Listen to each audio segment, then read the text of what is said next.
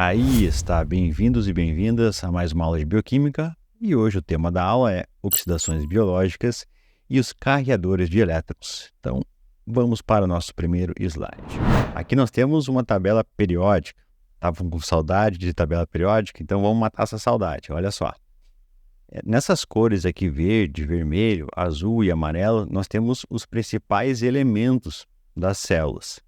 E aí, eu gostaria de destacar com vocês os 4 elementos que estão em vermelho, que é o carbono, o nitrogênio, o oxigênio e também o hidrogênio. Esses 4 em conjunto, eles constituem cerca de 96,3% da porcentagem da massa corporal, isso incluindo a água.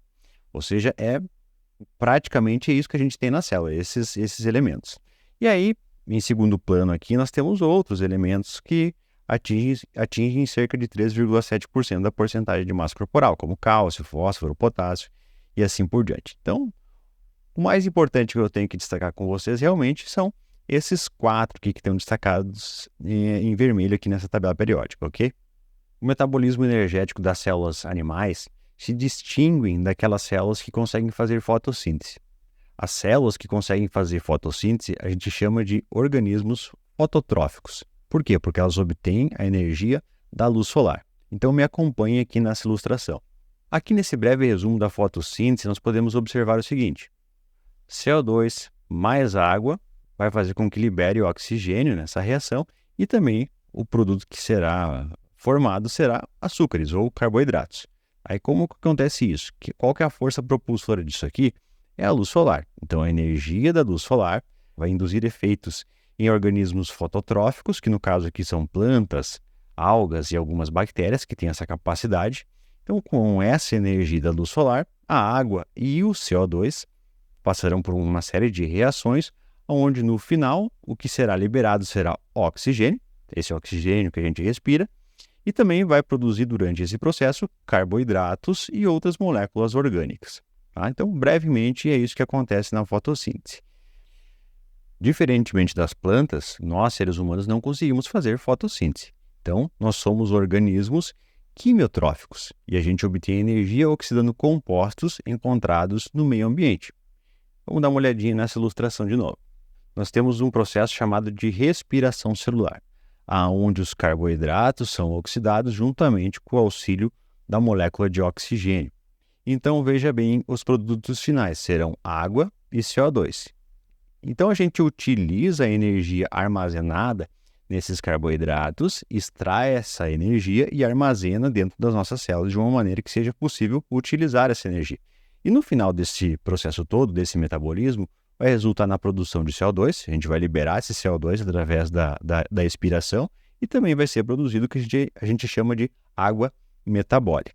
Então vejam só que legal isso aqui, esse ciclo. O CO2 que a gente expirou vai ser utilizado pela planta para ela utilizar o carbono desse CO2 para sintetizar novamente os açúcares. E esses açúcares que a gente vai se alimentar deles. Então a gente vai comer novamente, vai ingerir de novo esse carbono que foi integrado em algum momento na planta. Então esse ciclo aqui é chamado ciclo de carbono. Do mesmo modo, o oxigênio que a planta está produzindo, a planta não utiliza esse oxigênio é liberado na atmosfera, nós utilizamos esse oxigênio para fazer a respiração celular. Ou seja, está caracterizado aqui mais um ciclo muito interessante. Então, sabendo que nós somos seres quimiotróficos, agora o próximo passo é entender da onde a gente extrai e como a gente extrai a energia contida nos alimentos. Bom, quais alimentos, quais substâncias são oxidáveis? Está na nossa dieta, né? Está no nosso prato de comida. Proteínas, carboidratos, gorduras. De todas essas fontes aqui, alimentares, a gente extrai energia, extrai os componentes necessários, extrai os elementos químicos necessários para a constituição das nossas células. Além das fontes exógenas de nutrientes, nós também possuímos reservas endógenas no nosso organismo. Reservas de carboidratos, que está na forma de glicogênio, e também reserva na forma de gordura. No caso aqui, nós temos o exemplo de uma célula adiposa, que é muito rica em triacilglicerol. Portanto, aqui numa célula adiposa, por exemplo, contém muita energia, né? Porque o ácido graxo ele realmente é uma molécula muito energética. Então, a gente utiliza essas fontes, essas reservas endógenas para os intervalos entre as refeições. E agora, com um olhar mais químico para essas moléculas, a gente vai ver o seguinte. Percebam que um ácido graxo é composto por quais átomos? Carbono, hidrogênio, oxigênio. Vamos ver um nucleotídeo. O que tem aqui? Bom, tem um fósforo, tem oxigênio, tem carbono, tem hidrogênio e tem nitrogênio. Vamos adiante. Um açúcar, o que tem de diferente dos outros? Bom, quase nada. Carbono, oxigênio, hidrogênio, tem em todos isso, né? Esses átomos estão presentes em todos. E agora o aminoácido vai ter carbono, oxigênio, hidrogênio e nitrogênio. Ou seja, os átomos são muito parecidos, né? Muda a estrutura da molécula, tem a adição de algumas coisas que são diferentes, como o fósforo aqui, tem o nitrogênio aqui. Então, tudo isso, de modo geral, dá característica para essas moléculas. Mas o que eu quero destacar aqui para vocês é o seguinte: a base é isso, é carbono, é hidrogênio, é oxigênio e nitrogênio, né? E por isso que eles compõem grande parte das nossas células, aqueles 96% que eu falei para vocês anteriormente, tá? Porque esses átomos estão presentes em quase todas as moléculas que estão presentes nas nossas células. Agora, com um olhar mais voltado para a composição das células. Vamos pegar de exemplo aqui uma célula bacteriana. Os livros nos dizem o seguinte: a composição de uma célula animal é muito semelhante à célula bacteriana, mesmo que o volume seja aproximadamente 1000 vezes maior. Ou seja, é uma célula maior, mas a composição é basicamente igual. Então, o que nós temos nessa célula? Então, pegamos aqui 70% água, isso aqui todo mundo sabe, né? Cansaram de ouvir falar sobre isso. E o 30% restante são substâncias químicas. Então, vamos pegar esse leque aqui do 30% e vamos abrir esse leque e vamos ver o que tem nele. 2% apenas a gente tem de polissacarídeos. 15% é de proteína, ou seja, é a macromolécula que está em maior presença nas nossas células. Sim, porque sinalização, enzimas, diversas proteínas de estrutura, tudo proteína, né? Então a gente tem bastante proteína dentro da célula, está justificado. RNA cerca de 6%, DNA 1%, fosfolipídios 2%, moléculas pequenas 3% e íons inorgânicos 1%. Então, pessoal, a nossa composição das nossas células é basicamente isso aqui. Então, é essa mistura aqui de macromoléculas que vão dar característica, vão dar forma e vão dar funcionalidade para as nossas células. Então, é o seguinte, a gente se alimenta, extrai a energia contida nesses alimentos, mas não só isso. A gente utiliza os carbonos, oxigênio, hidrogênio que tem nesses alimentos, certo? A gente se apropria disso, ok? Só que para que a gente consiga utilizar a energia que estava armazenada lá no nutriente, a gente precisa converter aquela molécula ali, aquelas substâncias, em algo que eu possa utilizar como fonte de energia. No caso, as nossas células utilizam o ATP, que é a adenosina trifosfato, como moeda energética da célula.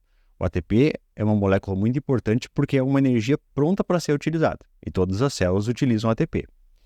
Então, parte da energia que é derivada da oxidação desses nutrientes, dos nossos alimentos, vai ser utilizada para sintetizar esse composto de alta energia que é chamado de ATP. Nessa ilustração aqui, então, nós temos a molécula de ATP.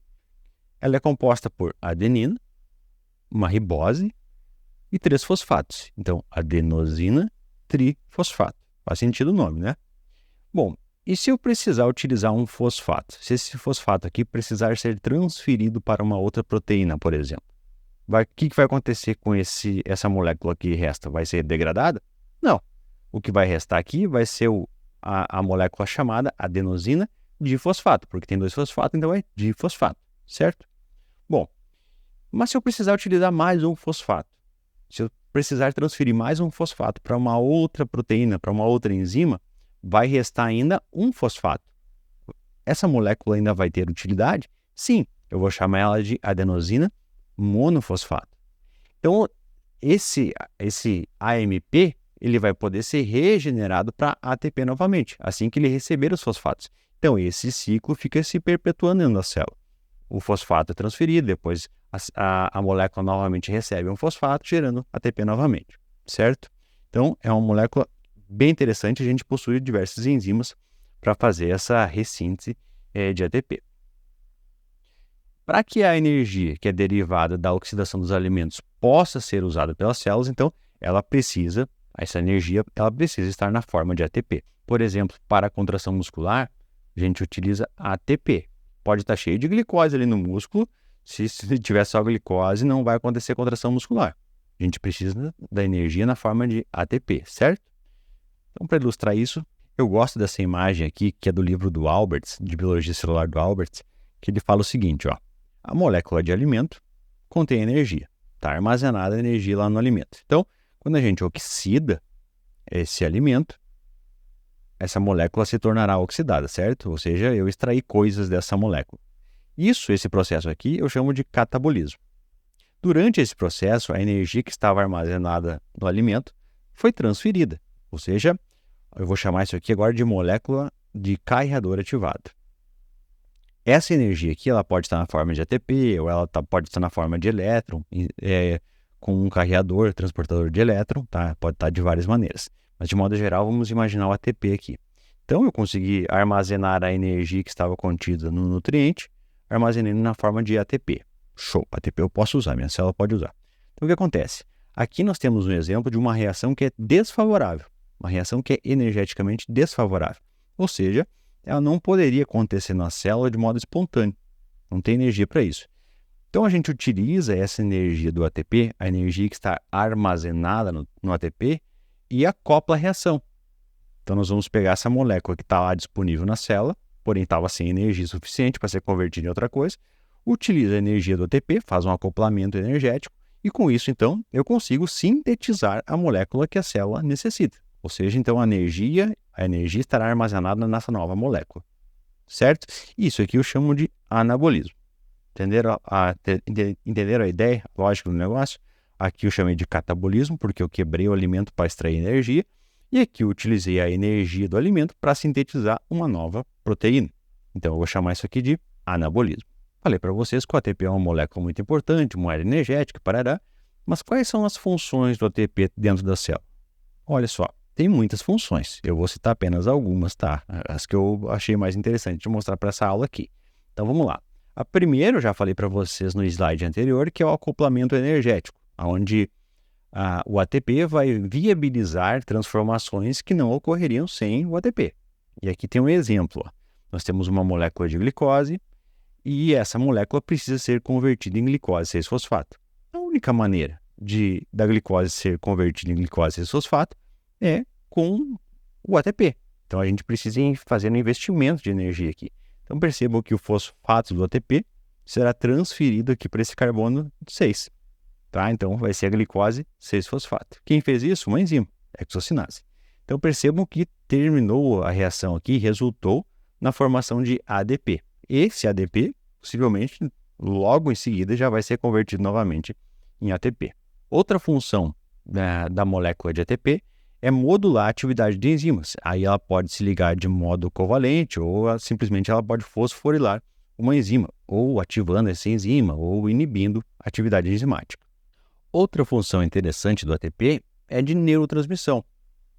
Se a gente está falando de neurotransmissão, a gente está falando de neurônios. Então, aqui nós temos a ilustração de 2 neurônios trocando informação, fazendo uma sinapse. Então, o ATP, ilustrado por esses pontinhos vermelhos aqui, vão se ligar nos receptores purinérgicos desse outro neurônio.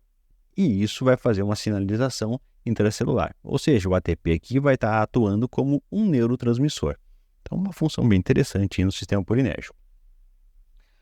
Outra função do ATP, essa é muito conhecida, é fazer com que ocorra o funcionamento da bomba sódio-potássio, porque é uma ATPase. Então, percebam aqui o ATP, tá? A mais esse Azinho aqui acompanhado por 3 P's, o ATP.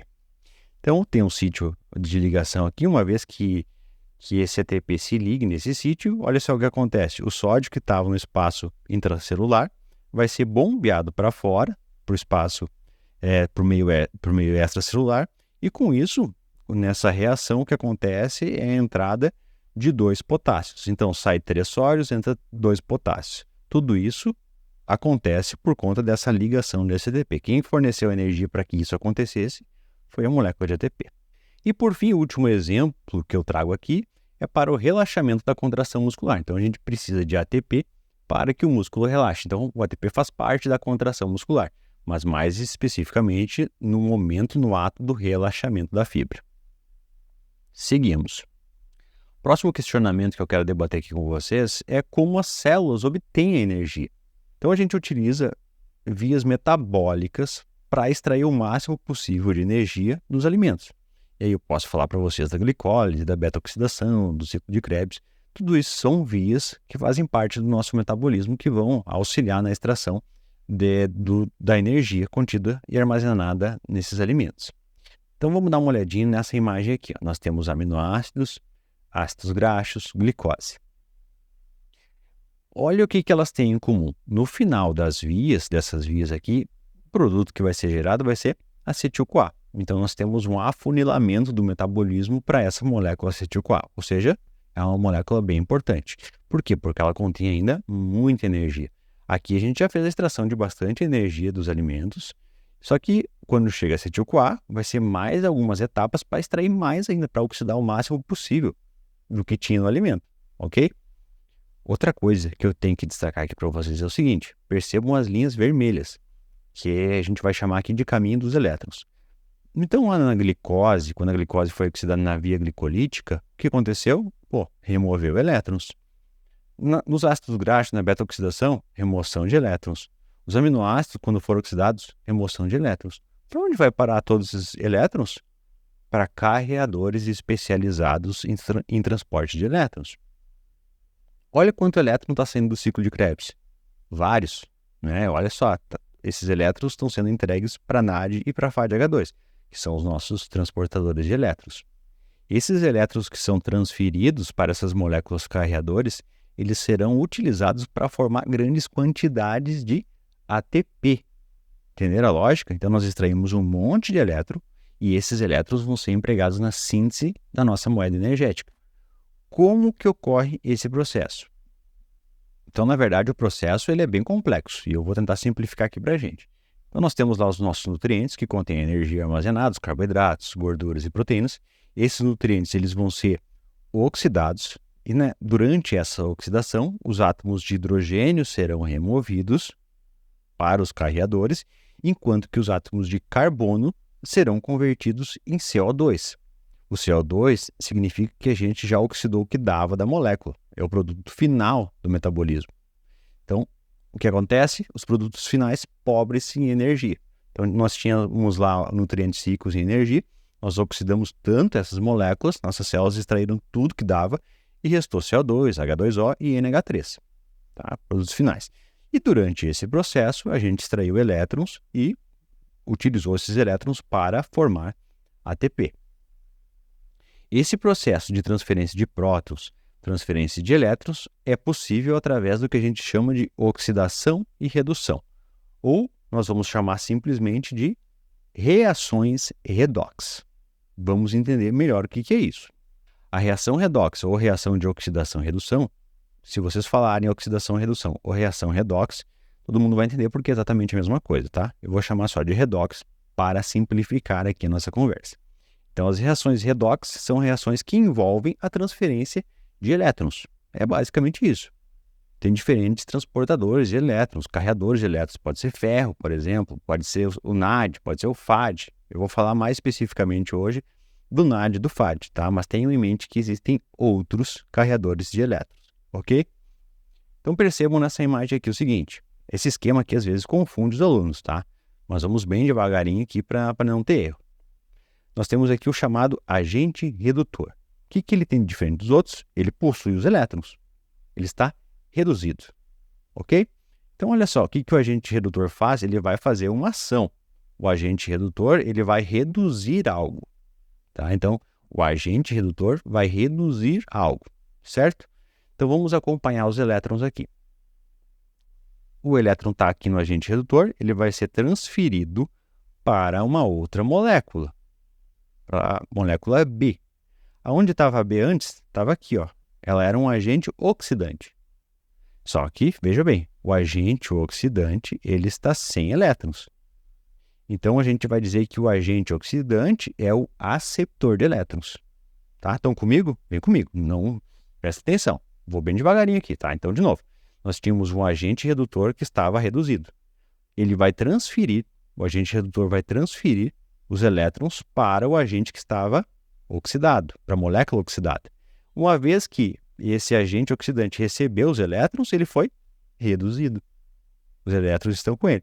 Enquanto que o agente redutor que transferiu os elétrons agora está oxidado. Não ficou muito claro? Vamos falar de outra maneira então, tá? Esse parzinho aqui, A e B, a gente chama de par redox. A gente precisa disso para fazer oxidação e redução. Sem par não tem oxidação e redução. Tá? Então nós temos sempre o agente redutor juntamente com o agente oxidante. Quais são as principais características do agente redutor? Primeira coisa, ele sofre oxidação. Sofreu oxidação aqui? Sofreu, né? Ele ficou oxidado. Ó. No momento que ele transferiu o elétron, ele foi oxidado. Ok, confere. O agente redutor provoca redução. Isso é verdade? Bom, ele estava reduzido aqui, ele transferiu o elétron, e para quem ele transferiu, ele ficou reduzido. Então, ele provocou uma redução aqui. É verdade também. Outra característica do agente redutor é que ele perde elétrons. Ele perdeu elétrons? Perdeu, então fechou. O agente redutor tem essas principais características. Agora vamos ver o agente oxidante. O agente oxidante sofre redução. É verdade, estava aqui, ó, agente oxidante sem elétrons, recebeu os elétrons, ou seja, foi reduzido. Fechou? O agente oxidante provoca oxidação. É verdade, porque o agente aqui, ó, esse que estava reduzido, ele foi oxidado. E por fim, o agente oxidante ganha elétrons. Ele ganhou, ele ficou reduzido. Ok? Fechou. Então, tentem memorizar, tentem gravar isso, que isso aqui é bem importante. Às vezes a gente se confunde na hora que tem que pensar rápido sobre isso.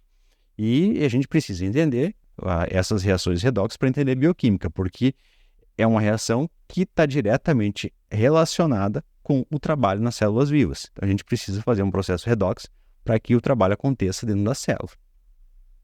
Uma curiosidade minha no tempo da graduação era entender de qual átomo, ou átomos, era extraído os elétrons. Porque nós temos ali carbono, nós temos oxigênio, nós temos nitrogênio e nós temos o hidrogênio. E eu sempre tive muita curiosidade de entender, de onde é que está vindo, né, esse elétron? Então, pronto, eu descobri. Tá? Os elétrons, eles são extraídos e transferidos principalmente dos átomos de hidrogênio. E por que o elétron do hidrogênio tem alto potencial energético? Por que se fala isso? Então vejam aqui na imagem, olha só a ilustração. Quantos elétrons tem nesse átomo? Apenas um elétron. E essa característica aqui, ela é super importante. Tendo apenas um elétron, isso significa que existe uma instabilidade. Ou seja, se está instável, é mais fácil remover esse elétron desse hidrogênio. Pegaram a visão? Em bioquímica, eu estou dizendo que é mais fácil remover, isso significa que exige menos investimento de energia. Então, é uma reação vantajosa, porque eu invisto quase nada de energia para remover esse elétron, só que esse elétron vai ser investido na síntese de ATP, ou seja, vai ser bem importante. Então, vamos dizer assim, eu extraio com pouca energia, só que no final das contas esse elétron vai resultar na formação de bastante energia. Então, é uma reação bioquimicamente muito vantajosa. Então, por isso que a gente usa o elétron do hidrogênio. Só que eu não consigo simplesmente extrair um elétron assim de hidrogênio, eu preciso de mais coisa. Eu preciso de uma enzima chamada desidrogenase. E aqui nós temos diferentes reações demonstrando o papel da desidrogenase. Então percebam que aqui eu tenho uma molécula chamada succinato e aqui uma fumarato. Tá? Então, quem faz essa conversão aqui é a succinato desidrogenase. Quem é o carreador de elétrons para a reação? É o FAD. O FAD será reduzido a FAD-H2. Isso significa que o FAD vai receber 2 átomos de hidrogênio. Ou seja, é o próton mais o elétron. 2 vezes isso, certo? Então, acompanhe aqui aonde está o H, onde está o hidrogênio. Eu tenho hidrogênio aqui e eu tenho hidrogênio aqui, certo? Olha só na reação que aconteceu. Sumiu esse hidrogênio e sumiu esse hidrogênio. Aonde foi parar? Está aqui, ó, os 2. Ou seja, essa desidrogenase removeu esse átomo, né? Logicamente, foram 2 elétrons aqui. 2 átomos, 2 elétrons, tá? Vamos para essa outra reação. O malato sendo convertido em oxalacetato. Agora aqui o aceptor de elétrons e carreador de elétrons vai ser o NAD+. Então, o NAD+, vai ser reduzido a NADH mais H+. Mesma coisa, olha aqui, está aqui o hidrogênio, aqui já não está mais. Viram só que interessante?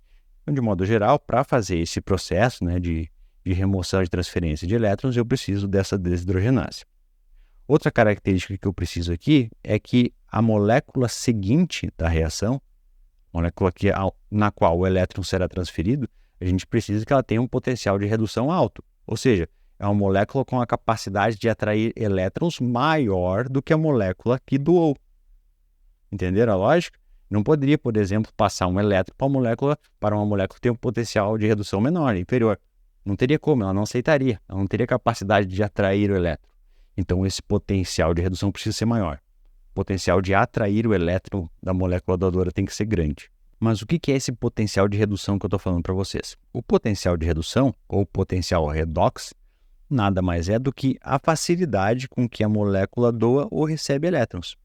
Então, se ela tem uma facilidade em receber esses elétrons, eu digo que ela tem um alto potencial de redução, ou um alto potencial redox. Por exemplo, nessa reação aqui, onde tem o envolvimento do oxigênio, o oxigênio vai ser associado com 2 prótons mais 2 elétrons, resultando na formação de água. Essa reação aqui tem um alto potencial de redução. Quanto maior o potencial de redução, maior é a capacidade de atrair os elétrons. Ou seja, um elétron do NADH vai ser facilmente transferido para uma molécula, para uma reação que tem um alto potencial de redução. Nesse caso aqui, transferir um elétron do NADH para o oxigênio aqui, isso aqui não poderia acontecer, tá? Isso aqui seria uma explosão, o resultado seria uma explosão, porque é uma reação muito rápida que acabaria liberando grandes quantidades de energia, e isso não pode acontecer. Para isso, então, a gente tem a cadeia transportadora de elétrons. Entenderam? Então, o elétron que estava no NAD vai ser transferido para o oxigênio, porém, de forma gradual. Então, resumindo essa história, o que acontece é o seguinte, isso determina a direção do fluxo de elétrons, né? Então, tem um componente com potencial redox mais negativo, o elétron vai ser transferido para um componente com potencial redox mais positivo. É isso que eu exemplifiquei aqui para vocês nessa barrinha aqui, nessa graduação aqui. Aqui tem um resuminho do que a gente já viu. Então, nós temos um alimento metabólico, que ele está reduzido, ou seja, ele ainda está armazenando energia. No momento que ele é oxidado, os elétrons são transferidos para coenzimas especializadas. As coenzimas a gente pode chamar de carreadores de elétrons ou transportadores de elétrons, dá no mesmo, tá? Quem são esses transportadores de elétrons? Aqui nós temos o exemplo do NAD+, e do FAD. Eles estão oxidados. No momento que eles recebem os elétrons, eles mudam seu nome para NADH e FADH2. Entenderam? Então, aqui eles estão reduzidos. Agora nós vamos entender melhor quem são eles, esses carreadores de elétrons. Então, nós temos mais um aqui, além do NAD e do FAD, que é o NADPH. Tá? Então, esses são os principais transportadores de elétrons e átomos de hidrogênio. Ok? Aí nessa tabela aqui tem outras moléculas que são carreadoras ativadas de energia, como ATP, acetil-CoA, biotina e assim por diante, tá? Mas para a aula de hoje, o que importa realmente é aquelas moléculas que estão transferindo elétrons e átomos de hidrogênio. Começando então pela nicotinamida adenina dinucleotídeo, ou simplesmente a sigla NAD+, que é bem mais fácil, né? Olha só a estrutura da molécula. Nicotinamida, tá no nome, né? Nicotinamida. Adenina, está no nome também. Dinucleotídeo, está aqui. Então, fechou. O nome já explica o que é a molécula. Mas a gente vai dizer que é o NAD, né? NAD+. Então, vamos ver as reações que acontecem aqui no NAD+. Vamos pegando o exemplo de uma maçã. A maçã contém carboidratos. Vamos pegar aqui o exemplo de um carboidrato que está presente na maçã, que é a glicose. Então, a glicose foi oxidada na nossa célula. Nesse processo de oxidação, liberou esses elétrons estão sendo transferidos, precisam ser transferidos para o NAD, ok? Então, o que acontece? Percebam que foi extraído 2 elétrons e 2 prótons. Só que vejam bem o que acontece com a estrutura da molécula de nicotinamida. Vamos comparar com essa aqui da esquerda, ó, que ela está oxidada. Percebam as duplas ligações e percebam esse N+. Esse N+, significa esse NAD+ aqui, tá? Esse maisinho aqui do NAD+. Então, o que acontece? Olha só as duplas ligações que está acontecendo.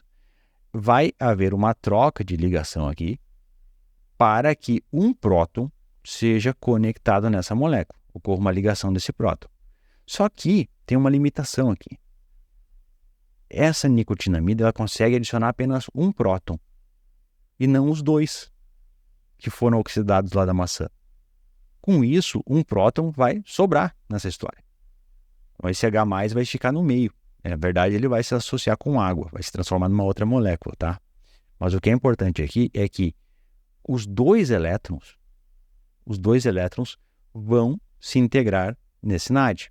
Ou seja, o NAD será reduzido com 2 elétrons. Entenderam? 2 elétrons e um próton apenas. Beleza? Aqui, se vocês quiserem analisar com mais cuidado, aqui, essa imagem aqui é exatamente a mesma dessa que eu mostrei aqui para vocês, tá? Eu só ilustrei de uma outra maneira aqui para ficar mais fácil a visualização, certo? Mas olha só, então, a gente tinha 2 prótons e 2 elétrons. Os elétrons foram transferidos para o NAD, juntamente com um próton, e um próton sobrou e ficou solúvel, ficou na água, ok? Se integrou juntamente com a molécula de água. Então, aqui agora nós temos um outro exemplo, que é o caso do NADP+. O que muda na molécula de um NADP+ para um NAD+? Apenas um fosfato. Tá? Basicamente isso. Isso vai fazer toda a diferença para o reconhecimento das enzimas. As enzimas têm enzimas específicas para reconhecer isso aqui, com esse fosfato, e enzimas específicas para reconhecer a molécula sem o fosfato. Mas qual que é a principal diferença desses dois? O NAD+, ele é um agente oxidante para o catabolismo, enquanto que o NADPH ou o NADP+, ele vai ser um agente redutor para anabolismo. Ou seja, eles atuam em vias distintas. Isso é muito interessante para a regulação da célula, porque uma molécula faz predominantemente síntese, que é o NADPH, enquanto que o NAD+, faz predominantemente catabolismo e degradação. Então, é uma maneira bem eficiente e interessante de regulação. Então, o próximo carreador de elétron que nós vamos ver agora é a flavina adenina dinucleotídeo, ou também conhecido como FAD. Percebam que aqui não tem o FAD+, não tem aquele maisinho que tem lá no NAD+, tá? Aquele maisinho que eu mostrei para vocês que estava lá naquele nitrogênio. Aqui não tem, aqui é só FAD. Se ele está oxidado, ele está na forma de FAD. Aqui está a molécula, para quem tem curiosidade para entender a molécula, mas o que eu quero destacar aqui é nesses anéis aqui, que é importante para mostrar para vocês agora, tá? Qual que é a característica que eu quero salientar aqui? É que nesse anel é possível transportar 2 átomos de hidrogênio. Ou seja, você transporta 2 prótons mais 2 elétrons, diferentemente do NAD.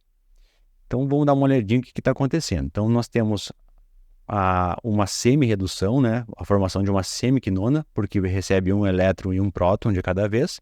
Na segunda etapa, vai receber o outro próton e o outro elétron em uma outra região. Então, nós temos a adição dos 2 átomos de hidrogênio, ok? Então, vem completinho esses 2 átomos, diferente do NAD e do NADPH.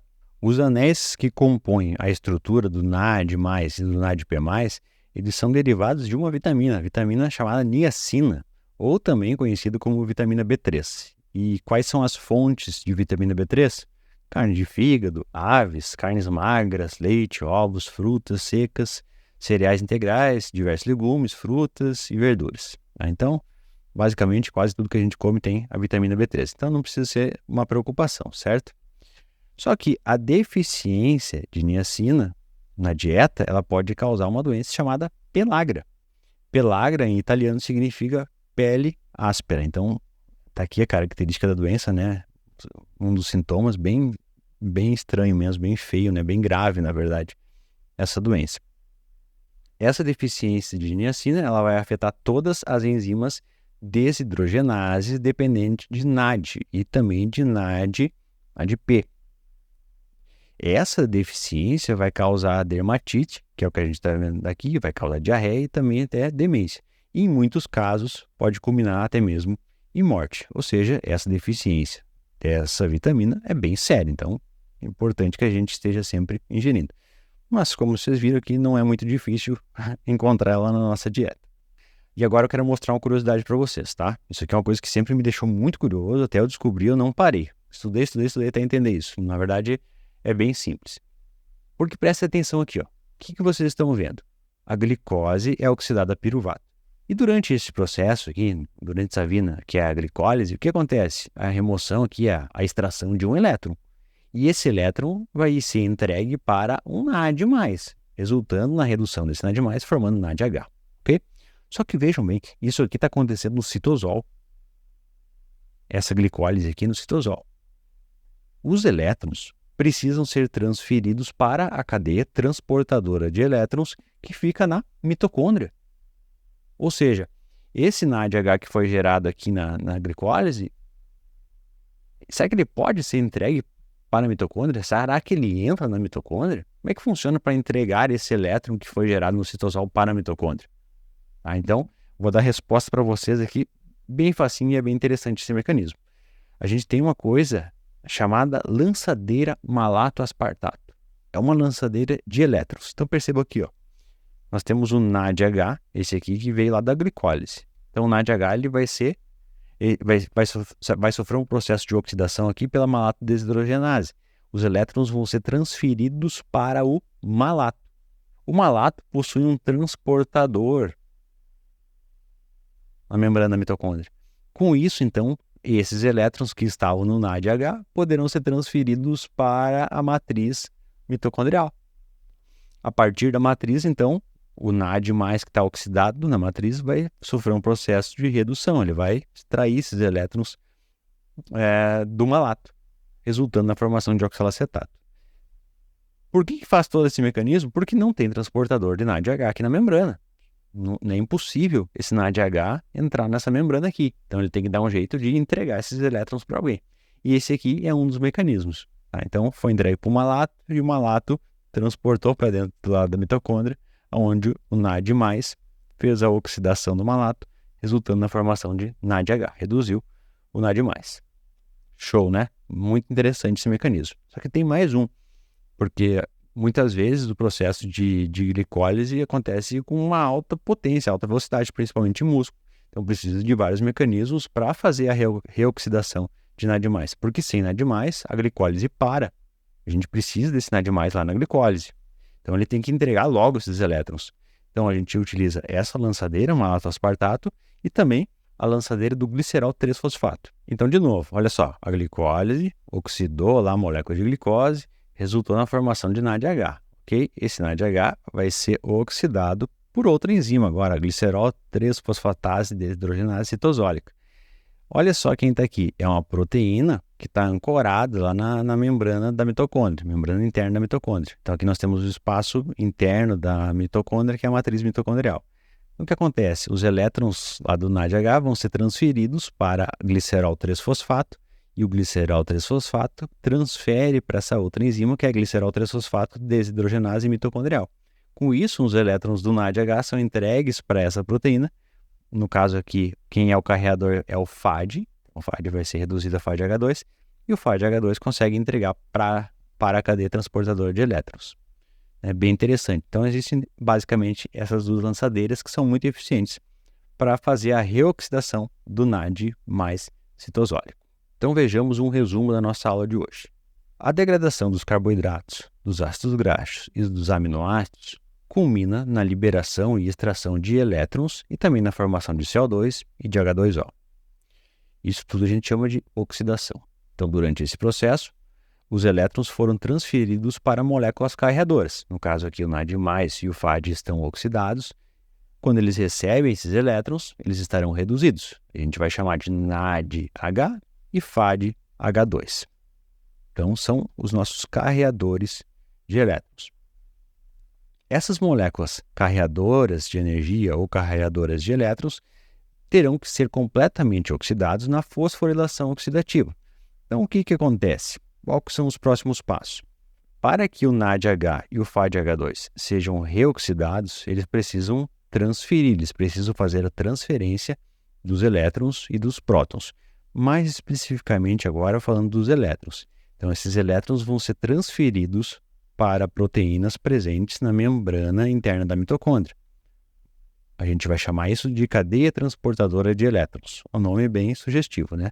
Então, o NADH e o FADH2 entregam seus elétrons para a cadeia transportadora de elétrons. E lá esses elétrons vão gerar um potencial quimiosmótico e isso vai resultar na formação de ATP. Mas de modo geral, então essa transferência de elétrons vai possibilitar a reoxidação de NAD+ e de FAD, onde eles podem voltar a executar suas funções de carreadores de elétrons novamente. Então, é um ciclo que fica se repetindo. Então, os produtos finais de toda essa reação será a formação de água, juntamente com o ATP, com a reoxidação de NAD+, e de FAD. Aqui estão as referências de onde eu tirei todas as imagens e também as informações para essa aula. Então, o livro de Biologia Molecular da Cialdon Alberts, Biologia de Campbell, o Princípio de Bioquímica de Lehner e também Bioquímica Básica da professora Ernita, juntamente com o professor Bayard. Era isso, pessoal. Espero que vocês tenham gostado. Qualquer coisa, deixa um comentário aqui ou entre em contato comigo. Beijos, abraços, até.